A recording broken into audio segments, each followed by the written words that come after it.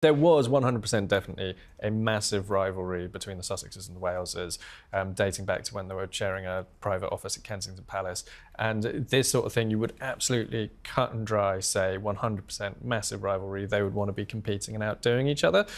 So there probably is a bit of that. I mean, it's hard to move past that. I'm sure that there is an instinct to want to outdo the other couple, whether it's the Waleses or the Sussexes. I also think with Meghan, perhaps there is like the pressure on her to make her project successful may mean that actually that is what's at the forefront of her mind, that actually she's fighting to get back into a space that she'd largely given up. And it's quite interesting that Instagram is her social media channel because most of her fans are on Twitter. You know, that is the real core of where the Sussex squad operate. And Meghan hasn't chosen to make Twitter her space. She's chosen Instagram, which shows a slight bit of disconnect between her and her fan base. Really interesting point, actually. Sorry, carry on. But no, I mean it is. She is trying to exist. Instagram is great for celebrities, and celebrities love it. It gives them a slightly more positive space in which they can just, you know, their post is king. Like that is the key thing about Instagram. You post the picture, anybody who comments underneath it is subordinate to your original post. Whereas on Twitter, no one post has priority over another. Your entry into the discussion can be any post in a thread. You might come in at post number 27 because somebody you follow is throwing mud at Meghan. Whereas on Instagram, your entry is always the celebrity's post. So that's probably why she's done it. But it reflects the fact that she is now fighting to get into a very competitive space where all the influencers live, all the influencers are fighting for audience. And actually, you know, she would be well advised to forget any competition with Kate and William because the people she's going to be competing in are the other celebrities who are all also trying to sell their products too. So that's going to be where the real competition lies for Meghan. The debacle around this isn't going to help that.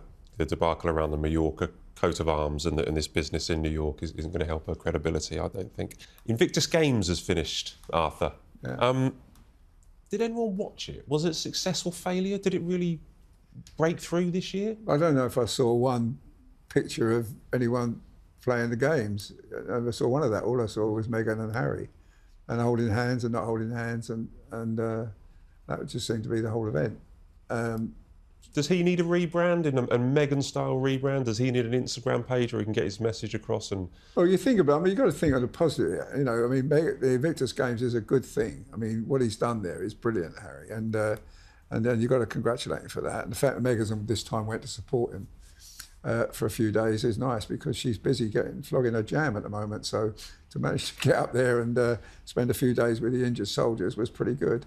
No, I think the Invictus Games is probably one of the best things Harry's ever done. You know, I think.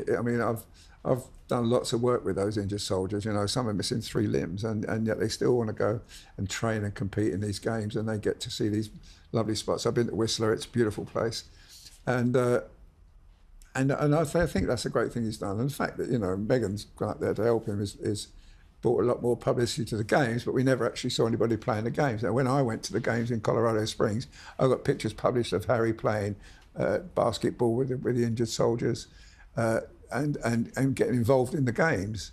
He doesn't seem to do that. He just seems to walk around and shake hands with everybody. Very true. Yeah. But obviously, the next games, as he confirmed in his final speech, will be in Birmingham, in the UK, which brings up all sorts of diplomatic incidents, possibly because will any members of the royal family go? And also, it's being held in July 2027, which will be Queen Camilla's 80th birthday.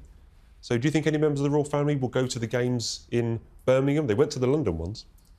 Well, you never know, do you? I mean, the thing is if you can't sort of predict 2 years' time. That's exactly what the palace said to me. I asked them this week. They said, well, it's a long way in the future. Because the royal family are funny way they operate, you know.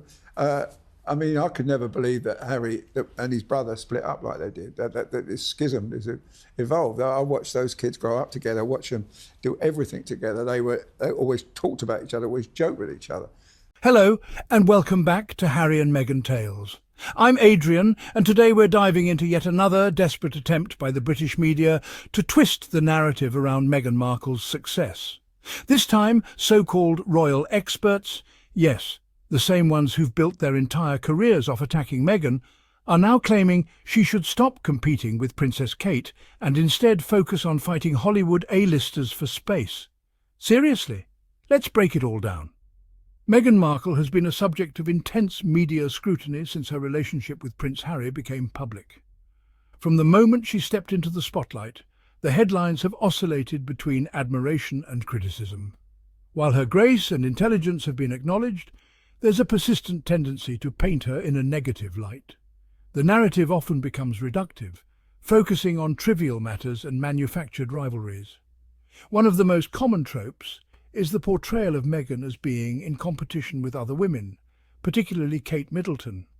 This narrative is not only tired and inaccurate, but it also undermines the achievements and individuality of both women. Meghan's journey has been uniquely her own, marked by both personal and professional triumphs. It's time to move beyond these shallow comparisons and appreciate Meghan for the multifaceted individual she is. Her story is one of resilience, compassion, and an unwavering commitment to her values. From her successful acting career to her advocacy for social justice, Meghan has consistently used her platform to uplift others and make a positive impact on the world.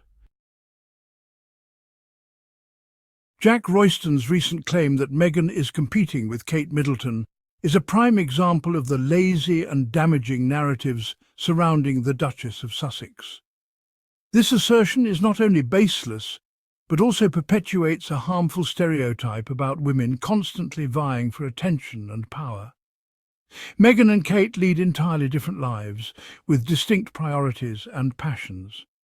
To suggest that their every move is dictated by a desire to outshine the other is not only simplistic, but also deeply unfair. It diminishes their individual accomplishments and reduces them to mere players in a fabricated rivalry. This kind of speculation is particularly harmful in today's world, where women are still fighting for equal representation and recognition. Instead of pitting women against each other, we should be celebrating their successes and supporting their endeavours. Meghan has consistently demonstrated her commitment to using her voice to advocate for important causes.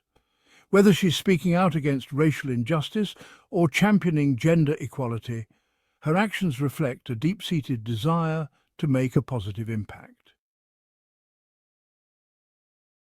Meghan's decision to step back from royal duties was a bold and courageous one. It was a decision rooted in her desire to prioritise her family's well-being and pursue her own passions. The intense scrutiny and relentless negativity from certain corners of the media undoubtedly played a role in this decision.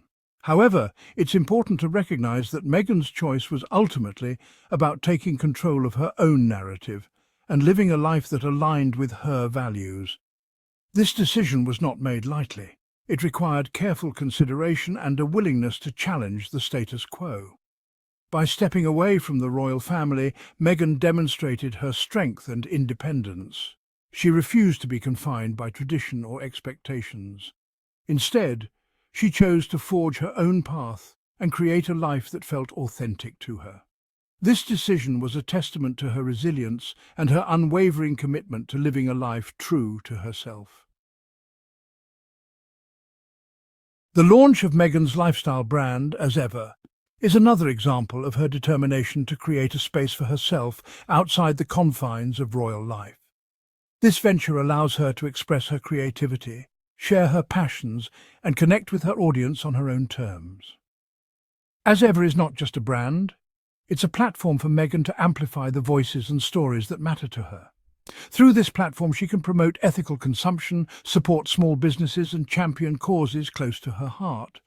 This venture perfectly encapsulates Meghan's entrepreneurial spirit and her desire to make a positive impact on the world.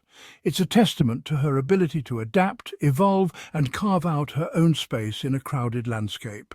As Ever is a reflection of Meghan's personal style, her values, and her vision for a more inclusive and compassionate world.